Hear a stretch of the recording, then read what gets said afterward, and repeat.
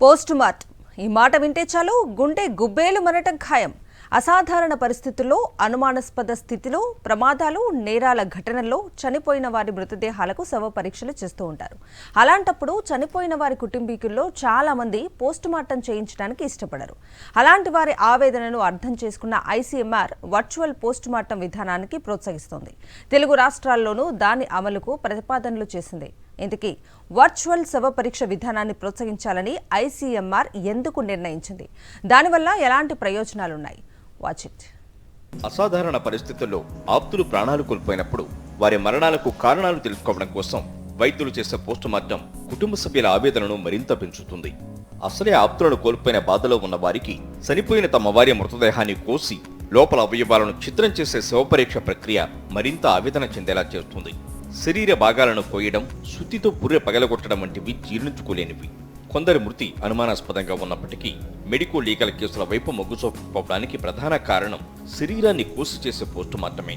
ఇలాంటి పరిస్థితుల్లో ఆధునిక సాంకేతిక పరిజ్ఞానాన్ని అందిపుచ్చుకుని అందుబాటులోకి వచ్చింది వర్చువల్ శవ పరీక్ష. శరీరాన్ని కత్తితో కోయకుండా, పుర్రె పగలగొట్టకుండా చేసేదే వర్చువల్ అటాప్సీ. ఈ విధానంలో పోస్టు మార్టం చేసే మెడికల్ టెక్నాలజీ త్వరలో తెలుగు రాష్ట్రాల్లోనూ అందుబాటులోకి రానుంది. ఇందుకు సంబంధించిన ప్రతిపాదనలు కూడా ఇప్పటికే ఐసీఎంఆర్కు పంపింది ఏపీ ప్రభుత్వం. అసాధారణ, అనుమానాస్పద స్థితిలో చనిపోయిన వారి మృతదేహాలకు ఆసుపత్రుల్లో పోస్టు మార్టం చేయడానికి 3 నుంచి 4 గంటల పాటు సమయం పడుతుంది. శవ పరీక్ష కోసం ఛాతీ, కడుపు, మెడ, పుర్రె భాగాలను కోసి పగలగొట్టి చూస్తారు. శరీరంపై ఎక్కడ గాయాలు ఉన్నా ఆ 4 భాగాలను పరిశీలించి మరణానికి కారణాలను 90% వరకు ఖచ్చితంగా నిర్ధారిస్తారు. అయితే వర్చువల్ శవ పరీక్షలో సిటీ, ఎంఆర్ఐ, ఫోటోగ్రామెట్రీ టెక్నాలజీతో కూడిన మిషన్ ద్వారా చేస్తారు. దీంతో కేవలం అరగంట సమయంలోనే వర్చువల్ అటాప్సీ పూర్తవుతుందని చెబుతున్నారు వైద్యులు. పైగా శవ పరీక్ష నివేదిక కూడా చాలా ఖచ్చితంగా ఉంటుందని అంటున్నారు.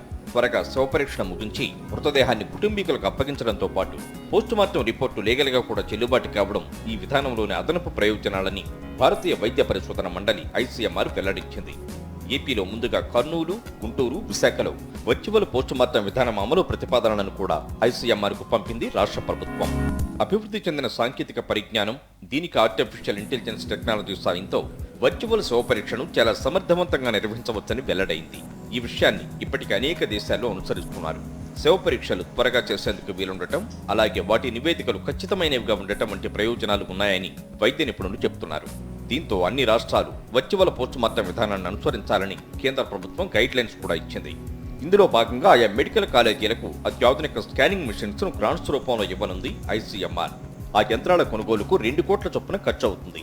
ఇప్పటికే ఢిల్లీ, నాగపూర్, రిషికేశ్ ఎయిమ్స్ లో DM forensic radiology and virtual autopsy కోర్సులో ఫోరెన్సిక్ లో ఎండీ చేసిన వారికి ప్రవేశాలు కల్పిస్తున్నారు. ఈ కోర్సును మరిన్ని ఆసుపత్రుల్లో ప్రారంభించాలని కేంద్రం యోచిస్తోంది. సాధారణంగా సిటీ, ఎంఆర్ఐ స్కానింగ్ తరహాలోనే వర్చువల్ శవ పరీక్ష చేస్తారు. ఈ ప్రక్రియలో మృతదేహాన్ని యంత్రంలోనికి పంపుతుండగానే శరీర అవయవాలను అన్ని కోణాల్లో పరిశీలించే వీలుంది. వాటి ఇమేజెస్ కూడా జనరేట్ అవుతాయి.